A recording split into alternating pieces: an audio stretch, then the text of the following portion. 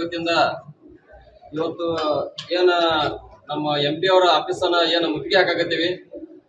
ಅದಕ್ಕೆ ಕಾರಣ ಏನಪ್ಪಾ ಅಂತಂದ್ರೆ ಈಗಾಗಲೇ ನಮ್ಮ ರಾಜ್ಯ ಸರ್ಕಾರ ಡೆಲ್ಲಿಯಲ್ಲಿ ಹೋಗಿ ಪ್ರತಿಭಟನೆ ಮಾಡ್ತಾ ಇದೆ ನಿನ್ನೆಂತ. ಸೊ ಅದರ ಉದ್ದೇಶ ಏನಪ್ಪಾ ಅಂತಂದ್ರೆ ನಾವು ಕಟ್ತಾ ಇರೋ ತೆರಿಗೆ ಮೇಲೆ ಕೇಂದ್ರ ಸರ್ಕಾರ ನಮ್ಗೆ ಅನ್ಯಾಯ ಮಾಡ್ತಿದೆ. ಬಟ್ ನಮ್ಮ ಪಾಲನ್ನು ನಮ್ಗೆ ಕೊಡ್ಬೇಕಂತಂದ್ರೆ ನಮ್ಮ ರಾಜ್ಯ ಸರ್ಕಾರದ ಆಗ್ರಹ ಏನೈತಿ. ಅದಕ್ಕೆ ನಾವೆಲ್ಲರೂ NSU ಕಾರ್ಯಕರ್ತರು, NSU ವಿದ್ಯಾರ್ಥಿಗಳು ಎಲ್ಲರೂ ಬೆಂಬಲವನ್ನು ಸೂಚಿಸ್ಲಾಕ ಇಷ್ಟಪಡ್ತೀವಿ.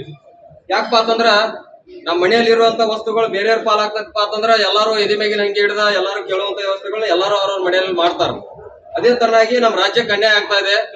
ಆ ರಾಜ್ಯದ ಅನ್ಯಾಯವನ್ನು ತಡೆಗಟ್ಟಲು ನಮ್ಮ ಮಾನ್ಯ ಮುಖ್ಯಮಂತ್ರಿಗಳಾಗಿರ್ಬೋದು, ಮಾನ್ಯ ಉಪಮುಖ್ಯಮಂತ್ರಿಗಳಾಗಿರ್ಬೋದು, ನಮ್ಮ ಬಾಗಲಕೋಟೆ ಜಿಲ್ಲೆಯಂತ ಎಲ್ಲ ನಮ್ಮ ಶಾಸಕರಾಗಿರ್ಬೋದು ಡೆಲ್ಲಿಯಲ್ಲಿ ನಿರಂತರವಾಗಿ ಪ್ರತಿಭಟನೆ ಮಾಡುವ ಮುಖಾಂತರ ಕೇಂದ್ರ ಸರ್ಕಾರವನ್ನ ಗಮನವನ್ನು ಸೆಳೆತಾ ಇದ್ದಾರೆ.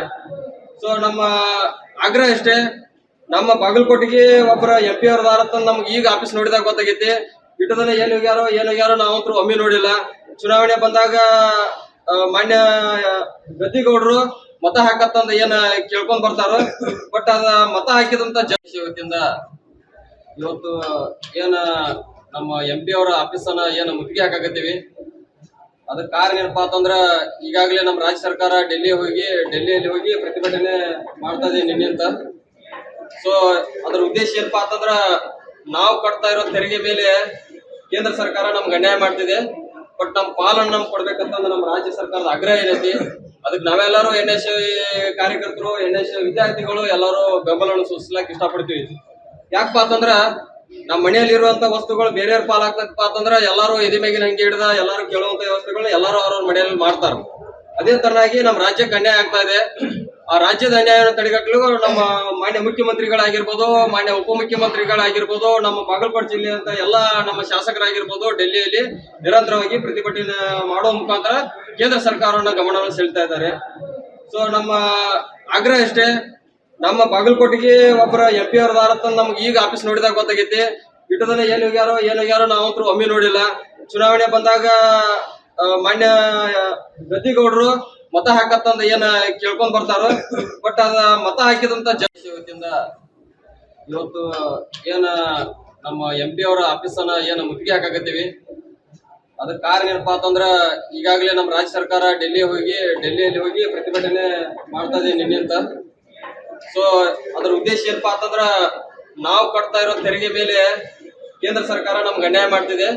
ಬಟ್ ನಮ್ಮ ಪಾಲನ್ನು ನಮ್ಗೆ ಕೊಡ್ಬೇಕಂತಂದ್ರೆ ನಮ್ಮ ರಾಜ್ಯ ಸರ್ಕಾರದ ಆಗ್ರಹ ಏನೈತಿ. ಅದಕ್ಕೆ ನಾವೆಲ್ಲರೂ NSU ಕಾರ್ಯಕರ್ತರು, NSU ವಿದ್ಯಾರ್ಥಿಗಳು ಎಲ್ಲರೂ ಬೆಂಬಲವನ್ನು ಸೂಚಿಸ್ಲಾಕ ಇಷ್ಟಪಡ್ತೀವಿ. ಯಾಕಪ್ಪ ಅಂತಂದ್ರ ನಮ್ಮ ಮನೆಯಲ್ಲಿರುವಂತ ವಸ್ತುಗಳು ಬೇರೆಯವ್ರ ಪಾಲಾಗ್ತದಪ್ಪ ಅಂತಂದ್ರೆ ಎಲ್ಲರೂ ಎದೆ ಮೇಗಿನ ಹಂಗೆ ಹಿಡ್ದ ಎಲ್ಲರೂ ಕೇಳುವಂತ ವ್ಯವಸ್ಥೆಗಳು ಎಲ್ಲರೂ ಅವ್ರವ್ರ ಮನೆಯಲ್ಲಿ ಮಾಡ್ತಾರ.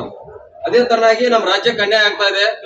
ಆ ರಾಜ್ಯದ ಅನ್ಯಾಯವನ್ನು ತಡೆಗಟ್ಟಲು ನಮ್ಮ ಮಾನ್ಯ ಮುಖ್ಯಮಂತ್ರಿಗಳಾಗಿರ್ಬೋದು, ಮಾನ್ಯ ಉಪಮುಖ್ಯಮಂತ್ರಿಗಳಾಗಿರ್ಬೋದು, ನಮ್ಮ ಬಾಗಲಕೋಟೆ ಜಿಲ್ಲೆಯಂತ ಎಲ್ಲ ನಮ್ಮ ಶಾಸಕರಾಗಿರ್ಬೋದು ಡೆಲ್ಲಿಯಲ್ಲಿ ನಿರಂತರವಾಗಿ ಪ್ರತಿಭಟನೆ ಮಾಡುವ ಮುಖಾಂತರ ಕೇಂದ್ರ ಸರ್ಕಾರವನ್ನ ಗಮನವನ್ನು ಸೆಳೆತಾ ಇದ್ದಾರೆ.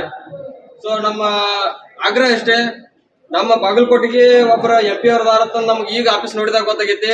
ಇಟ್ಟದನ್ನ ಏನ್ ಹೋಗ್ಯಾರೋ ನಾವಂತೂ ಒಮ್ಮೆ ನೋಡಿಲ್ಲ. ಚುನಾವಣೆ ಬಂದಾಗ ಮಾನ್ಯ ಗದ್ದಿಗೌಡರು ಮತ ಹಾಕತ್ತಂದ ಏನ ಕೇಳ್ಕೊಂಡ್ ಬರ್ತಾರ. ಬಟ್ ಅದ ಮತ ಹಾಕಿದಂತ ಅನುಕ್ಷಣದ ಸುದ್ದಿಗಳಿಗಾಗಿ ವಿಸ್ತಾರ ನ್ಯೂಸ್ ಯೂಟ್ಯೂಬ್ ಚಾನೆಲ್ ಸಬ್ಸ್ಕ್ರೈಬ್ ಮಾಡಿ. ಹೊಸ ಸುದ್ದಿಗಳ ನೋಟಿಫಿಕೇಶನ್ಗಾಗಿ ಬೆಲ್ ಐಕಾನ್ ಕ್ಲಿಕ್ ಮಾಡಿ. ಲೇಟೆಸ್ಟ್ ಅಪ್ಡೇಟ್ಸ್ಗಾಗಿ www.vistaranews.com ವೆಬ್ಸೈಟ್ಗೆ ವಿಸಿಟ್ ಮಾಡಿ. ಅಂಗೈಯಲ್ಲೇ ಜಗತ್ತಿನ ಸುದ್ದಿ ತಿಳಿಯಲು ವಿಸ್ತಾರ ನ್ಯೂಸ್ ಕನ್ನಡ ಆಪ್ ಡೌನ್ಲೋಡ್ ಮಾಡಿ.